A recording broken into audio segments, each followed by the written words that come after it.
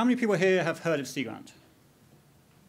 Yes, good. I can skip through some of the stuff then.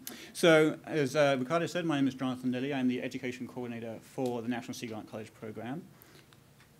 The mission of Sea Grant, for those of you who may not be familiar with it, is to enhance the practical use and conservation of coastal, marine, and Great Lakes resources to create sustainable economy and environment. So really the key takeaway here is that we are looking at people and the environment. Given that about half the population of this country lives within 50 miles of the coast, 39% live within counties that actually border the coastline, you can't manage, you can't deal with the coastal environment without dealing with and managing with people.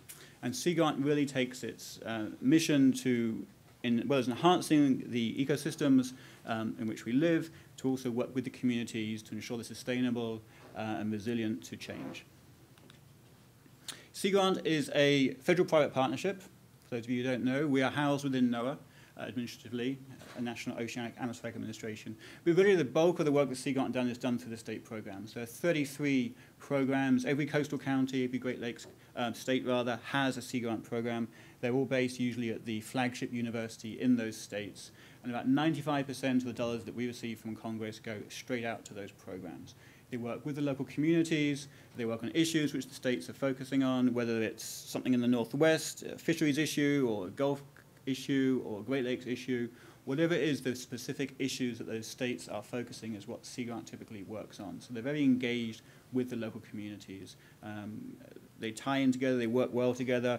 Many of the programs have regional groups. The Great Lakes programs, for example, all work together in the Great Lakes to manage that ecosystem and such. Sea Grant can be summed up essentially by a three-tiered approach. We have research, we have extension, and we have education, which is what I'll be talking about more today.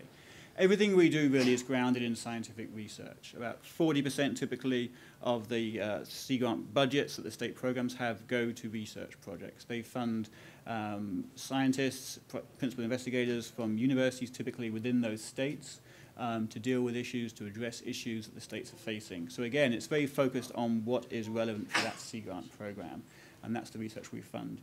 We have a national plan which has a number of focus areas, which I can answer questions about later if you're interested. And within that plan, the state programs themselves fit their own research goals in, but again, they have freedom to really focus on issues that affect them. So in terms of education, we do two main areas, really, I'd say, in terms of looking and training the future leaders and conservation leaders. We have a whole bunch of scholarships and fellowships programs when we're looking to train the future workforce. And then we have a more general public education, informal, formal outreach efforts that are targeted both at the K-12 school system and also lifelong learners, K through grey, as we call it. In terms of the fellowships and scholarships, most of these are based within the state programs. We have about 44 in total. So if you live within a Sea Grant state, which if you live on the coast, you probably do, and you are either undergraduate or graduate level, or you know folks at those levels who are interested in some kind of fellowship, then check out what the Sea Grant program has to offer. They have a mix of science fellowships for research, they have policy fellowships, they have some internships. A couple of states have high school internships. They vary from come and spend a year at the local state capital to work with policymakers to funding to carry out some research to help you through your degree program. The states in blue here have undergraduate scholarships and fellowships. The red labeled states have graduate, and the purple have both. And you can see pretty much just about all of the states' programs have some kind of fellowship. We have two national fellowships where we look to train leaders and future leaders who are interested in working at the national level. The first of them is focused on fisheries. It's a joint fellowship between Sea Grant and National Marine Fisheries Service, NIMS. There's two focus areas, one on population dynamics and one on marine resource economics. This is essentially a scholarship which provides funding to PhD students working in these areas. There's typically about 10 or 12 or so are given out each year. They get funding to conduct their research. They have symposiums throughout the year. They get together, they present their research, and essentially it provides them with funding for the work they do. And then we have the Canals Marine Policy Fellowship, which is our flagship program. It's a national level program. It's been running since 1979, named after John Canals, who was instrumental in Sea Grant's establishment back in 1966. Each year, about 50, 40, 50, 60 graduate students, masters or PhDs, either recently graduated or in the process of graduating ideally, come to DC, they get placed with a federal agency, or they work on the Hill for a year. The federal agencies, NOAA has a number of fellows each year, EPA, Fish and Wildlife, Department of Energy, USGS, State Department. Many NASA's had fellows in the past, and really the fellows work in those agencies. They learn how the agencies work, they learn what it's like to work in a federal agency, and they really get a taste for policy making. Policy students with a background in policy are certainly welcome to apply, but also it's really targeted at marine scientists, marine biologists, oceanographers, folks who haven't really had much of a policy experience and want to learn how they can translate what they've learned in the classroom, what they've learned in the lab and the field into policy. How can they take what they know? How can they take the science that they know and translate it into actual policy action that might be implemented? I was actually a fellow myself back in 2006, so I'm happy to speak more about the program. Any questions about that? I know a number of our fellows have been volunteering at this summit today, which makes me very happy. In terms of what else we do education-wise, again, most of the education activities that are undertaken by Sea Grant are taken at the state level. As I said, the vast majority of our money goes out straight to the states. And each state typically has either a dedicated education person or other folks in those states who split their time between extension and education work. And really, they do everything you can think of with education, whether it's formal K through 12 lesson plans, going out into the classrooms and working with teachers to talk to the students about science, about conservation issues. Maybe it's after-school programs, vacation programs. They have parent-child programs. One program has a grandparents' university. It's bring your grandparents to university time. They do field visits. They do beach cleanups, river cleanups, workshop science cafes, laboratory work, vessel-based education. If they have a boat they can get out and use. So really they run the gamut of what they do. They focus on K through 12, undergraduate and graduate, and then lifelong learners too. So really anything education focused, there's probably some Sea Grant program somewhere working on it. I want to give you a few snapshot examples. Obviously with 33 programs, there's a lot of activities that are going on.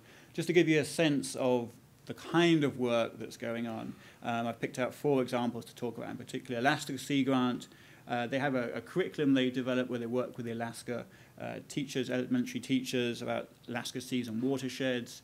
They took about 200 4th and 5th grade students from Anchorage out where they were testing water quality, checking it for salmon, seeing how the water was good enough or bad enough for salmon, looking at local streams.